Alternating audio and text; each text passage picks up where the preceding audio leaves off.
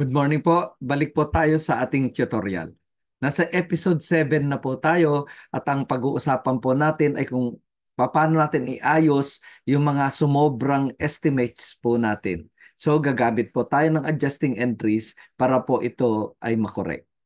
Samahan niyo po ako hanggang sa dulo.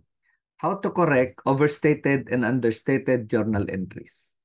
When an amount is overstated, it means that the reported figure is greater than the actual or true amount. This representation can occur in various accounts such as assets or revenues.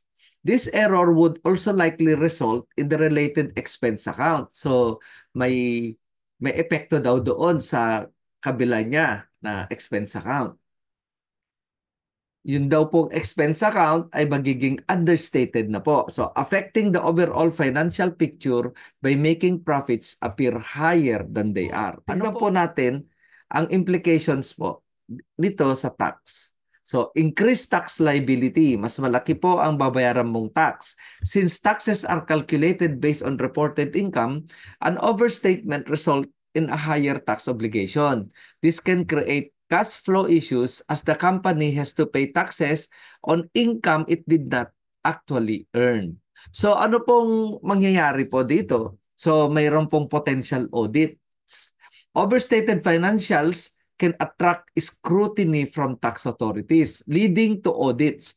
If discrepancies are found, the company may face penalties, interest on unpaid taxes, and additional assessments for underreported income.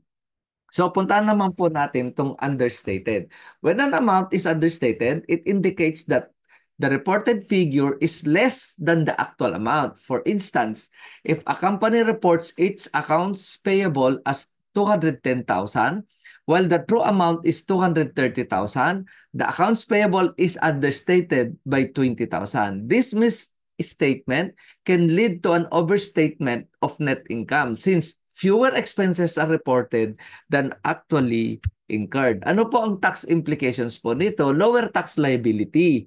So mas mababa ang babayaran mong tax. When revenues or assets are understated, the reported net income is lower, resulting in a reduced tax obligation. This can be problematic if the understatement is discovered later, as the company may then face back taxes, penalties, and interest. So, meron pong compliance risk po dito. Understatements can also lead to compliance issues. If a company consistently underreports income, it may face legal repercussions, including fines or criminal charges for tax evasion. Tax authorities expect accurate reporting, and significant discrepancies can result in severe consequences. So at least alam na po natin na napaka-importante pala na iayos po natin ang mga overstated saka understated na mga accounts. So, anong accounting principles ang mag-guide po sa atin para maayos po natin itong overstated saka understated na mga journal entries? So, tignan po natin yung mga accounting principles na pwede pong mag-guide sa atin sa ating pag-aayos po ng mga journal entries o adjusting entries po natin.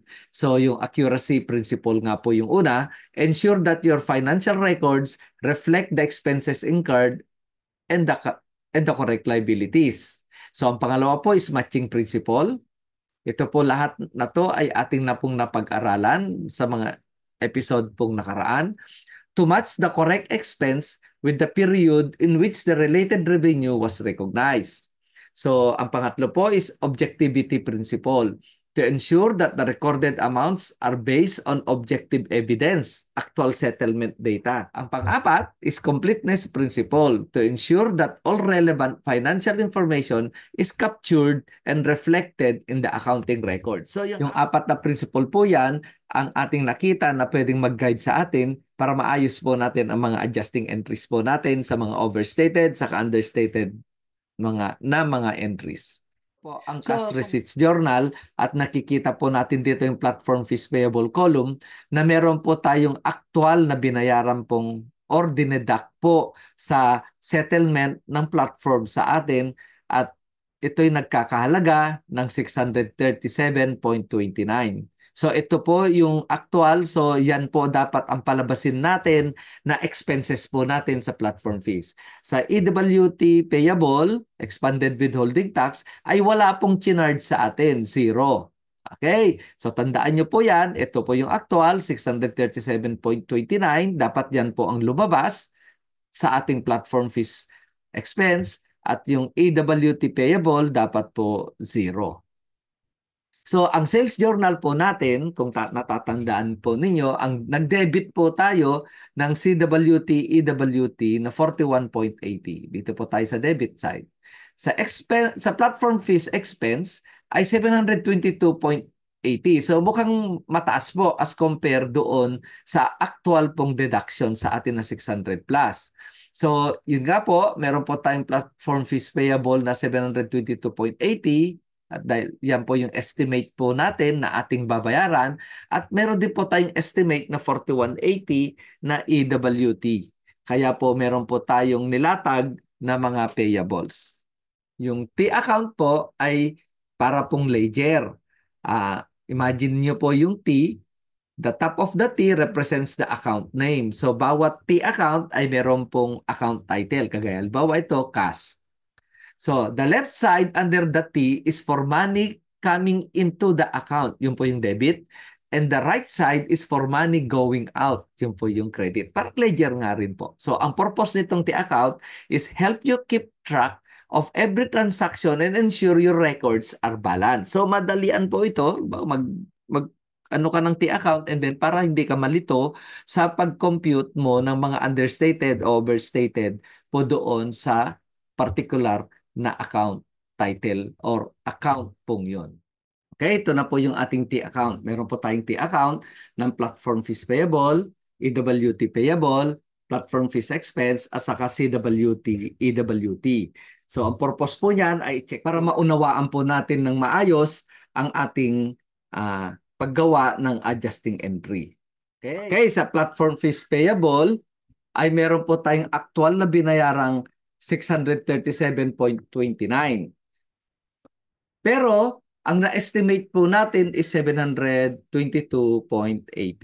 So lumalabas, mas malaki po ng 85.51 yung na-estimate natin kaysa sa actual natin binayaran. Sa EWT payable naman po ay wala talagang na-charge o na-deduct po sa atin noon doon sa cash receipts journal.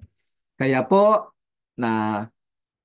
pero sa SJ, sa sales journal ay 41.80 po yung na-estimate po natin. Kaya po tayo may balanse o sumobra po tayo ng pag-estimate ng 41.80. Okay, so ilagay din po natin yung platform fees expense na 722.80 at saka yung CWT, EWT na 41.80 para lalo po natin maunawaan. So nakikita nyo naman po yung kulay na 722.80 ng platform fees payable ay nasa credit, nasa debit po yung platform fees expense sa 722.80. Lumalabas po yung balanse na 85.51 ay yan po yung sumobra sa ating pag-estimate. Ganon din po dito sa EWT payable na 41.80 nasa credit at nasa debit po ang creditable withholding tax na 41.80. So meron po tayong balanse o sumobra po tayo na pag-estimate ng 41.80. Ano po ang ating adjusting entry po dito? So ito po. So inilagay ko po dito yung platform fees payable sa EWT payable para po may guide po tayo sa paggawa ng adjusting entry.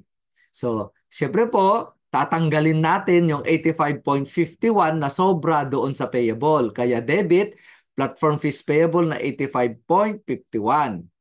Okay? Syempre po, tanggalin din po natin yung ni-record po natin sa expense na 85.51. Kaya po siya nasa credit. Sa EWT payable naman, paano natin tanggalin? Siyempre, ilagay po natin sa debit side yung EWT payable na 41.80 at saka credit side po ng CWT, EWT na 41.80. So, ito po yung adjusted balance ngayon.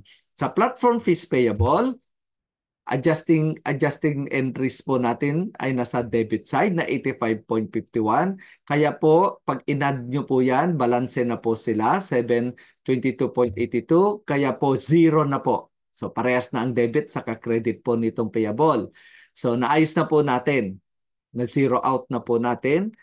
Ganon din po dito sa adjusting entry natin ng payable ng EWT na 41.80.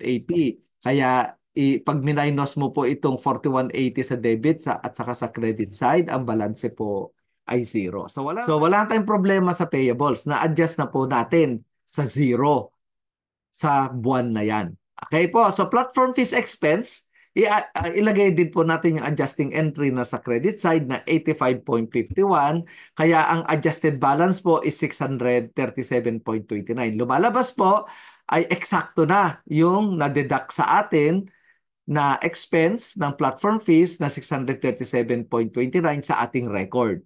Okay, sa CWT, EWT naman, sa adjusting entry po na 41.80 ay nailagay na rin po natin para bumalanse ng zero. So adjusted balance po is zero.